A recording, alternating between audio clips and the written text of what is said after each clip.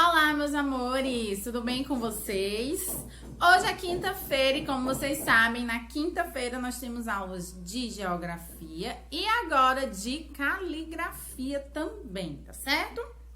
Na nossa aula de geografia, nós vamos falar sobre os tipos de meios de transporte. Os meios de transporte, que são vários, né? Eles têm aqueles tipos que vocês já viram várias vezes, que são três, que são os terrestres, os aquáticos e os aéreos, tá? Ou seja, os que andam pela terra, pela água e pelo ar. São vários meios de transporte, né, que o homem desenvolveu, criou ao longo de toda a nossa história, tá?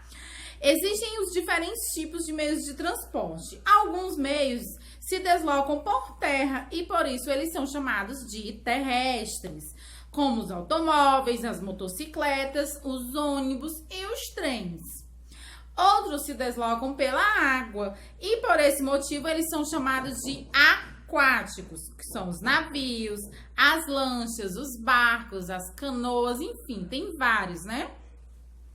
E há também os que se deslocam pelo ar, e por essa razão são chamados de aéreos, como os aviões e os helicópteros, e tem outros, tem os balões, né? Tem foguete, enfim, tem outros meios, esses são menos acessíveis, né? Todo mundo que pode andar em um balão e nem um foguete, né? Só quem é realmente capacitado.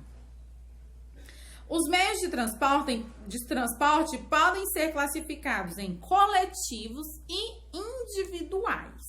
Como é o meio de transporte coletivo? O meio de transporte coletivo, eles transportam várias pessoas ao mesmo tempo, como o ônibus, o metrô, o trem, né? Já os que transportam uma ou poucas pessoas, como o carro, a motocicleta e a bicicleta, eles são chamados de meios de transportes individuais, né? Porque vem poucas pessoas, né? Uma moto só pode 2 pessoas, a bicicleta, uma, no máximo 2, né?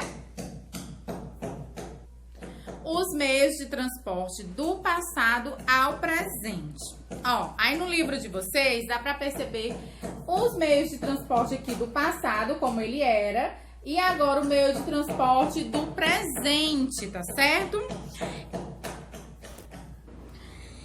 E aí vocês podem observar. Observamos que atualmente nas ruas os meios de transporte apresentam características diferentes dos meios de transporte do passado. Ao longo dos anos, esses veículos passaram por diversas mudanças. Vamos comparar aqui, ó. Nós estamos vendo que aqui tem o quê? Uma charrete, né? A charrete não é um meio de transporte que a gente utilize mais hoje em dia, a não ser lá na fazenda, lá no interior, que ainda tem alguém que utilize. Mas na cidade não se usa mais charrete. A gente utiliza os carros, as motocicletas, os trens, os metrôs, ônibus, mas esse tipo de transporte aí não se utiliza.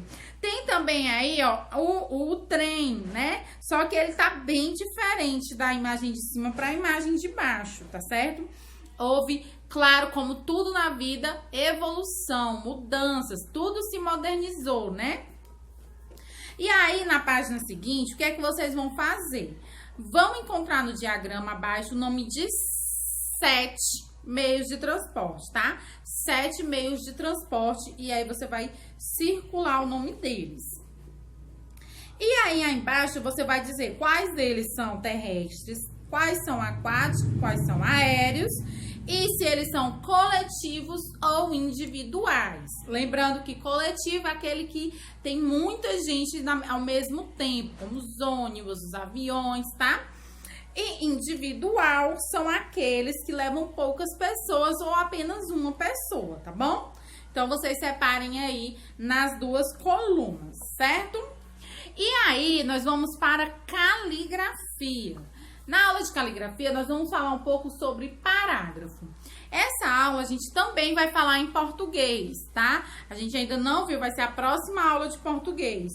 Mas a tia vai explicar mais ou menos assim, um pouquinho sobre o que é parágrafo.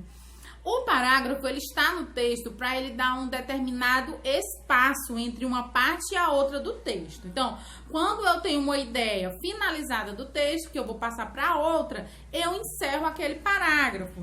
E ele geralmente tem um espaço aqui, ó, do comecinho da linha, ele dá um espacinho de 1 ou 2 dedinhos para começar a escrita. Então, você já reconhece um parágrafo por esse detalhe, tá? Então, eu escrevi o início da história. Quando eu termino o início, que eu vou pro meio, já é outro parágrafo. Quando eu termino o meio, que eu vou pro final, outro parágrafo. Então, a gente divide assim. Claro que o início pode ter mais de um, o meio pode ter mais de um, pode ter 2, 3 parágrafos. Depende do tamanho do texto que você tá lendo, certo? Aí, no livro de caligrafia, tem assim, ó. Enumere os fatos da história. Enumere os fatos da história de acordo com as imagens a seguir. Aí nós temos aí 4 imagens, certo? Ó, observem aí no livro de vocês, tá? Aí a primeira parte diz assim, ó. Rafael e Pedro foram juntos para a escola. Qual é a parte do texto que tem mostrando eles indo junto para a escola? Ao ver que seu irmão havia esquecido o livro, Rafael colocou sua carteira perto da carteira de Pedro. Aonde é que tem eles empurrando aí a cadeira?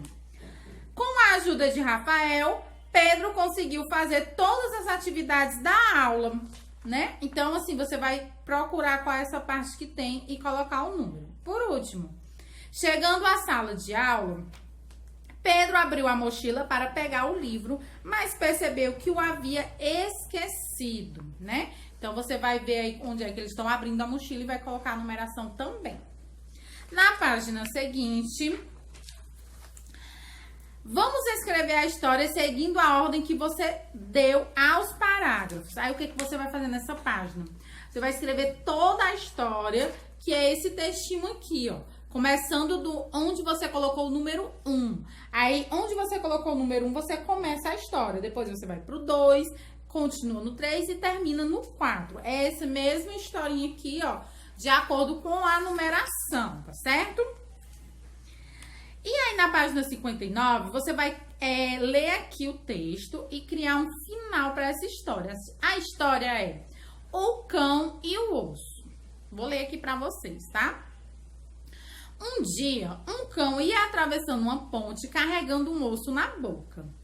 Olhando para baixo, viu sua própria imagem refletida na água e, pensando ver outro cão, cobiçou-lhe logo o osso e pôs-se a latir. E o que aconteceu, né? Além de criar a história com o parágrafo tudo bonitinho, você vai dar a moral da história. Você vai dizer o que aconteceu com esse cachorro e qual foi o ensinamento que essa história trouxe. Então, você vai criar um final para a história e dizer qual é o ensinamento que ela nos deu, tá certo? Então, é isso, meus amores. A aula de hoje é bem curtinha também, tá? E eu espero vocês amanhã pra gente encerrar a nossa semana. Um super beijo e tchau!